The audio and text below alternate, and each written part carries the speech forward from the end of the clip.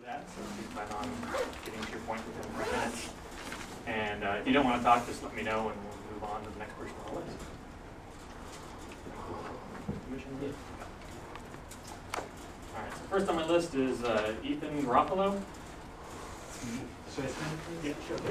Yeah, I'm Ethan Garofalo. I'm a citizen from Round Rock.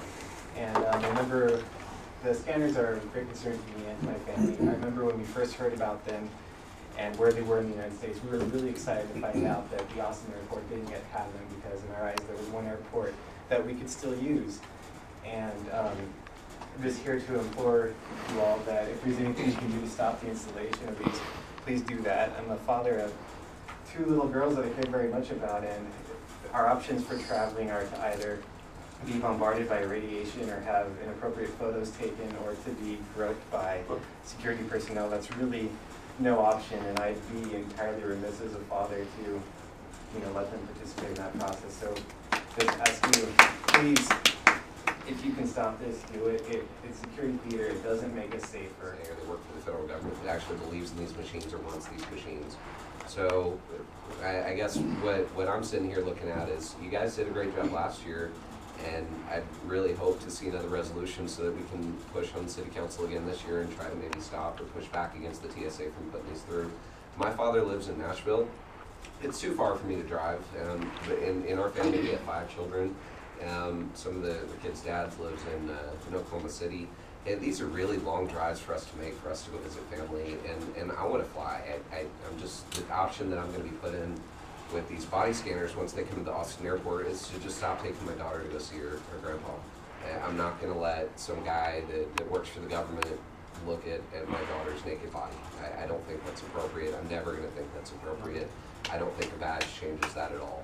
That you guys passed last year, and then also let you know that council has shifted. With Kathy Toba now, we have different support. Leffingwell, who obviously killed this, is not the majority anymore, and so hopefully you guys will try again and we can get this. Killed when she swab me for bomb residue. There has to be a way to keep our people safe without violating the 4th Amendment and our inalienable rights. What the TSA is doing is not humane and is destructive of my civil liberties. The sad reality is that my story isn't unique. Thousands of fellow Texans and American citizens have experienced similar treatment at the hands of these groups. It is perplexing for me to understand how the politicians of Texas do not understand my concern. It is kind of an admission that the terrorists won. They forced us to change our way of life. We lose a little bit of freedom, because freedom is a kind of a broad concept. One property of freedom is privacy. And by losing our privacy, we're losing our freedom. I don't think they're improving our security. And I read an article online last week. It's written by Paul Craig Roberts, who was an assistant secretary in the Reagan administration.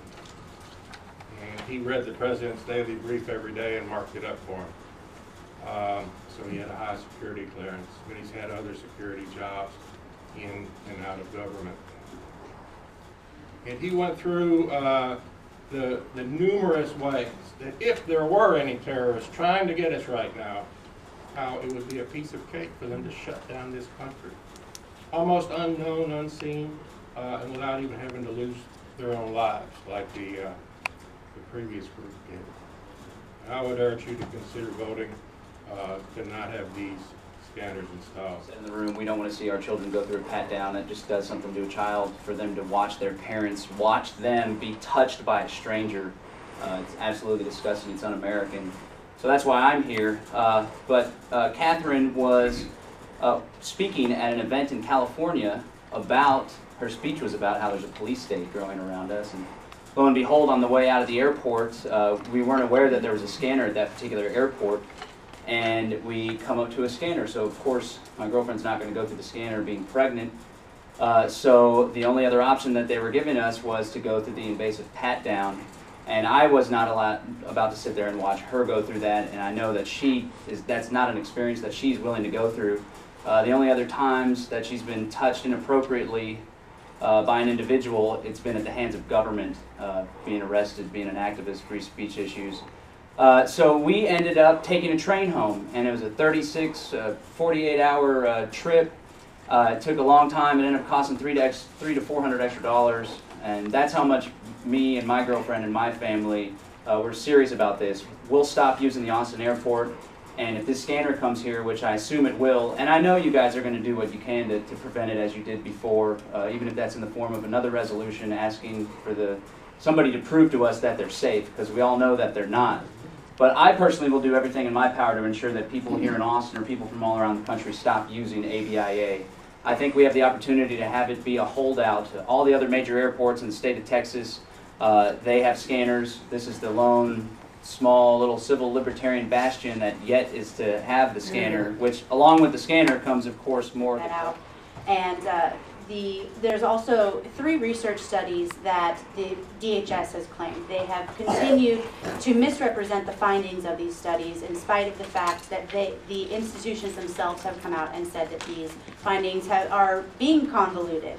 And these are the studies that are saying that they're safe. And I think that if you do any of your own research, which I know that you guys have because you passed this great resolution back in December, you'll find that these things are not safe and that they are not keeping us safe from a terrorist threat. The DHS continues to mislead the public on these very serious health risks of these so-called security measures.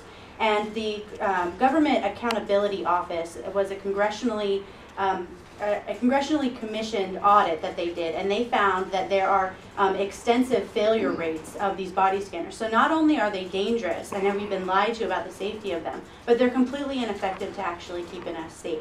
So these are some things that I know that you guys understand, and this is why it's so important that we pass another resolution in order to encourage the council to do something. They have sat on their hands and done nothing about it. They have said that we won't do this because we need federal money.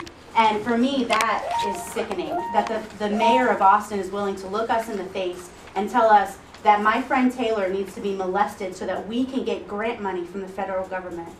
Completely unacceptable, and it's time that we stand up. What did they put on you? They put a lead vest on you. You know, my brain has the ability to discern information, and I just cannot, those two things I cannot put those in parallel. When I go to a dentist and they're x-raying this and they put a lead vest over my genitals and my body and my lungs, that scattered radiation is no different than what happens in that scanner. And it's less radiation because it's directed here and the scattered radiation's out here. Those scanners are rating you head on. My brain cannot discern between those two things. I cannot turn it off, that logic. And I want you guys to turn that logic on and question the safety of these things with the information you have in your own head. You don't have to have a PhD in physics and chemistry to understand this. You know it as a child, when you were a kid, and when you go to the dentist today. People are not educated about the health risks. And when they become educated, what happens is they opt out. Okay? And you get a violation of your Fourth Amendment rights. I will be at the airport and I have people putting their hands between my legs without my permission. How it's evolved since then, and where we're at right now, where we're guilty until proven innocent. For them, this is their working experience. They won't know to revolt, not revolt, but to go against it. They won't know to go against it. It'll be this is how it's always been. This is just how it is, and it's up to us as the adult generation to stop it before that's the attitude that they have. Again, whatever you need, we'll be there. I have a girlfriend in Japan, and I don't want her coming here to be molested by strangers. And if we get married, I don't want her parents to be molested by $5.25 or $7.25 an hour security guards. I think it's ridiculous, and as John Bush said, that the whole issue has been based upon Abdul Muttalib, who Michigan lawyer Kurt Haskell witnessed him being put on a plane by probably an FBI agent. We don't know who, but it was also reported on InfoWars with Alex Jones. And I think it's sorry, let me gain my train of thought. The Abdul Muttalib had an explosive device in his underwear, and what was so ridiculous about it was that he allegedly used flame to set it off, but according to reports, it needed a detonator. So how did this guy who was who appeared by all witnesses to be half drugged out of his mind, how was he so clever to get this bomb on the plane when he was escorted by some kind of government agent onto the plane, and when you needed a detonator and not flame, which is what he tried to use?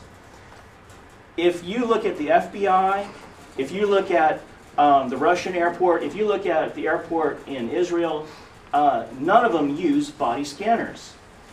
I mean, if I'm a terrorist, I mean, I would want to go after the FBI, but I'm not.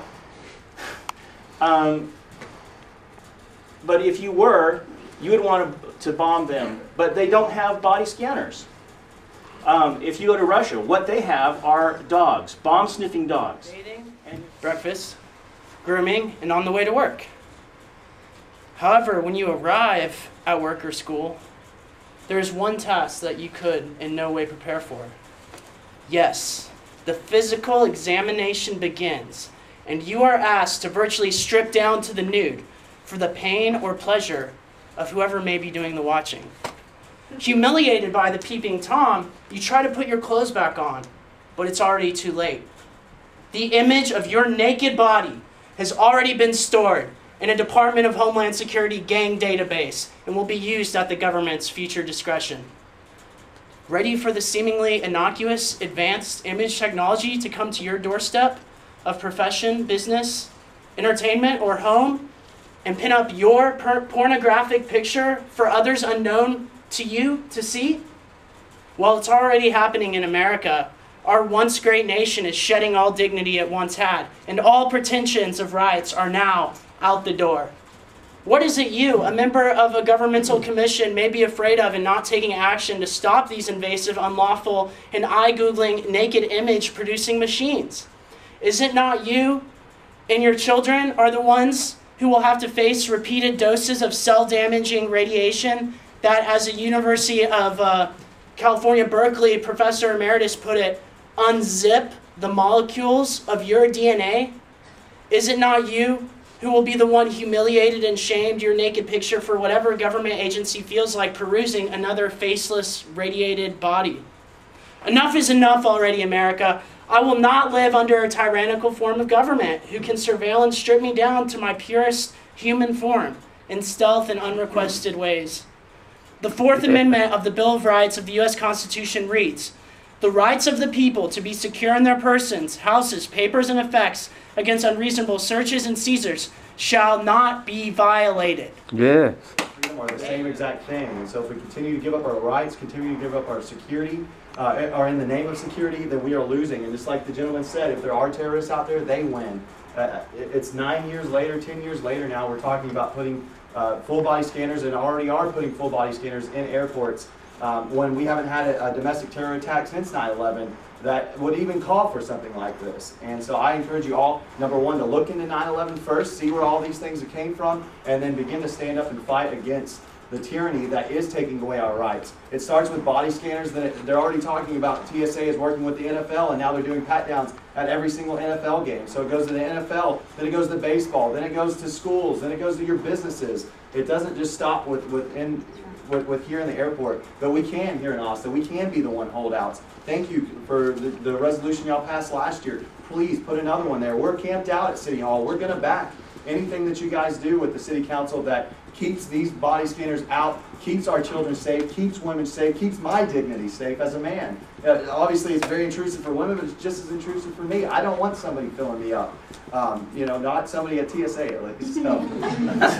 So please, stand with us. We are here. We will back anything that you guys do at the City Council. And thank you.